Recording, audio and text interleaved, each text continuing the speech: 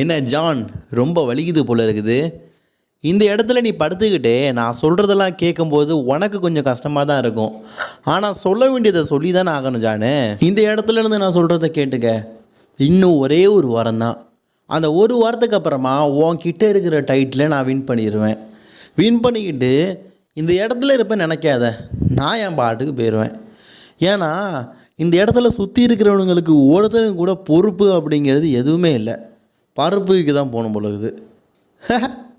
இந்த wins McMahon இருக்கிறானே என்ன நினச்சிக்கிட்டு இருக்கான்னு தெரியலை. ஜான், நீ உண்மையிலேயே நல்லவன்ப்பா. எனக்கு ரொம்ப பிடிக்கும். குழந்தைங்களுக்கு பிடிக்கிற மாதிரி எனக்கும் பிடிக்கும். ஆனால் பெஸ்ட் இன் த வேர்ல்டு அப்படின்னு சொல்லிட்டு நீன்னு சொல்லாத. அது நான். உண்மையை சொல்லணுன்னா அந்த பெஸ்ட் இன் த வேர்ல்டு நான் தான். உங்கள் எல்லாருக்குமே தெரியும்ல, இந்த மக்கள் எல்லாருக்குமே தெரியுது. ஆனால் பேக் ஸ்டேஜில் இருக்கிற ப்ரொடியூசர்ஸுக்கோ இந்த வின்ஸ் மேக்மேன் இலை கொடுத்தவனுக்கோ தெரியவே தெரியாதுப்பா. அதில் இந்த வின்ஸ் மேக்மேன் இருக்கிறானே, யார் எல்லாமோ போஸ்டரில் போட்டிருக்கான். ஜான், நீ இருக்கிற, ராக் இருக்கிற, ஸ்டோன் கோல்டு இருக்கிறானுங்க. ஆனால் என் போஸ்டர் மட்டும் இல்லைப்பா. இந்த ராவோட இன்ட்ரோ அதில் என்னுடைய ஃபோட்டோ இருக்குதா? இல்லை. இந்த ராவோட அட்வர்டைஸ்மெண்ட் இல்லை. ஆனால் இங்கே இருக்கிற மக்கள்லாம் பாவம்ப்பா. அந்த போஸ்டரில் நான் இல்லாட்டாலும் என்னை பார்க்கறதுக்காக வரீங்கல்ல, அதை நினைக்கும் போது சந்தோஷமாகவும் இருக்குது. உங்கள் காசெல்லாம் இவனுங்களை பார்த்து வீஸ்ட்டாக போதேன்னு சொல்லிட்டு ரொம்ப வருத்தமாக இருக்குது. இந்த ராவ் விட்டுதலுங்களேன், இந்த டபிள்யூபிள்யூஇலேயே சொம்படிக்கிறதுல பெஸ்ட்டுன்னு கேட்டிங்கன்னா நம்ம ஜான்சன் அவன் சொல்ல மாட்டேன். அது ஹல்கோகன் காலிலேருந்து பல பேர் இருக்கிறானுங்க. இந்த ஹல்கோகன் விட்டுதலுங்க, ராக் இருக்கான் தெரியுமா, சரியான ஜால்ரா வாயன். என் போஸ்டர் இந்த ராவில் இல்லைன்னு சொன்னேனே. நீங்கள் பாருங்கள், ரசல்மேனியாவில் ராக்கோட போஸ்டரை பெருசாக போடுவானுங்க.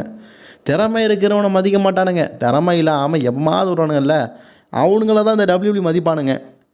ஏன்னா எனக்கு என்னமோ நான் இந்த சாம்பியன்ஷிப்பை வின் பண்ணிவிட்டு இங்கே இருக்கக்கூடாதுன்னு நினைக்கிறேன். நேரடியாக நியூ ஜப்பான் ப்ரோ ரெஸ்லிங் பேர வேண்டியதான். ஒருவேளை அங்கே இடம் இல்லைன்னு வைங்களேன், ROH என்னுடைய பிறப்பிடம், அங்கே பேர வேண்டியதான். இந்த டைட்டிலையும் கொண்டு போயிடுவேன் ஜானு. இந்த டபிள்யூபிள்யூ முன்னேறணும்னு வைங்களேன், 2 வழி தான் இருக்குது. ஒன்று, வின்ஸ் மேக்மேன் சாவணும்.